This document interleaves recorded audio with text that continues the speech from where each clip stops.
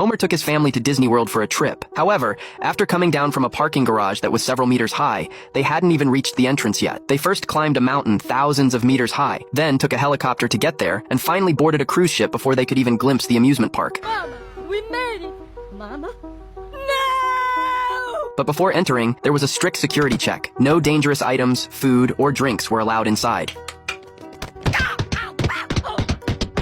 After some detours, the family finally made it into the park. The fun began. The low-age attractions didn't require a line but were very boring. The thrilling rides were exciting, but only the toughest could ride them. Ooh, I don't like the end sounds on that. 6 hours passed, and the coolest thing the family had done was stand in the cool zone. At this moment, Bart accidentally discovered a death rocket ship attraction. The family boldly entered and waited for takeoff, but the next second, the entire building transformed. A U-shaped spaceship suddenly soared into the air. When they looked up, they realized they had already left Earth and entered space. Just then, two monsters appeared out of nowhere. They told the family not to be scared, it was just a kidnapping. They also told them that whatever they wanted to eat, they could just say it, and it would appear. Homer shouted, "Chips," and sure enough, countless bags of chips floated toward them. Inside the spaceship,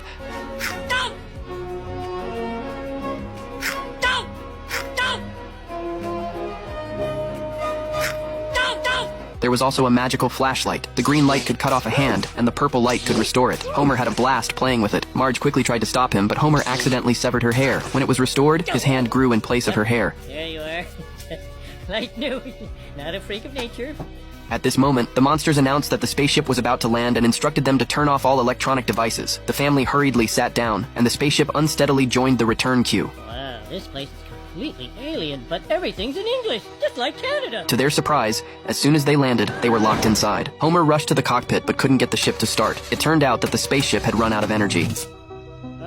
At this point, one of the monsters took out some pills and said that if they took them, they would be able to breathe the air. Soon, the family was taken to a hall. Here, they could witness the end of their species. Every new life appeared just seconds after the previous one was born, until they could no longer reproduce. They also witnessed how their lives ended. The dead were thrown into a river formed by their own saliva. Why are you sharing all this with us? Because we want you to fully appreciate the planet that you will never leave. So, the family began living under constant surveillance. At one point, a monster came to watch humans it had never seen before. Lisa was filled with anticipation. Their hands slowly touched each other. The monster happily threw its toy to Lisa. Lisa instinctively tried to hit it like a racket, but it turned out to be porcelain. The monster angrily blamed her for the mishap. That evening, a senior human expert entered. He began teaching the Simpson family about racial knowledge. The final ritual in their lives was to eat one of their own. But we'll let you have the fun of picking which one. Marge suggested that they could vote to decide. Everyone wrote down their choices, and when Homer collected the votes, he realized all the names were his. Maggie, though unable to write, drew a very clear picture. Gibberish, pure gibberish. Homer's vote had the boy's name, and after hesitating, he added "father" behind it. It's a far, far better thing I do than I have ever done before. Maggie presented Homer with a gift. That kid's got talent, but come on. Lisa said, "Now you know why she's vegetarian." Homer finally understood. The sacrificial ceremony was soon held. Homer walked through the crowd with a face full of grievance, and everyone greeted him with winks. Just as the monster came to eat Homer, a bright light blocked him. They all realized it was a portal. Homer was ecstatic. Apparently, the portal didn't know Homer's true physical form. And away we go. When Homer woke up, he found himself in a cave. It turned out they were part of a rebel group that opposed eating other species. They planned to send Homer back to Earth. The spaceship was very advanced and could fulfill his deepest desires. Homer closed his eyes, and all his desires appeared.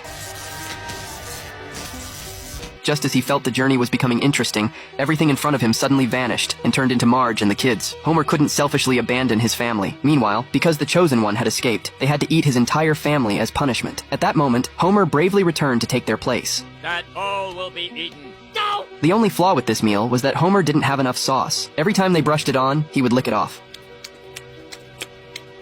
Glaze, please.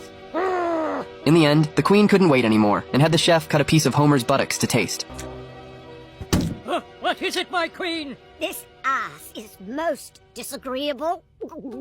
At that moment, the expert remembered that they needed to test the food's safety. Because humans had long been using additives, their bodies had accumulated undigestible toxins. Lisa wasn't convinced. She suggested the monster try her food instead. The monster, however, said her bean paste and crispy rice were more terrifying. The family was thus despised, and the Queen was poisoned to death.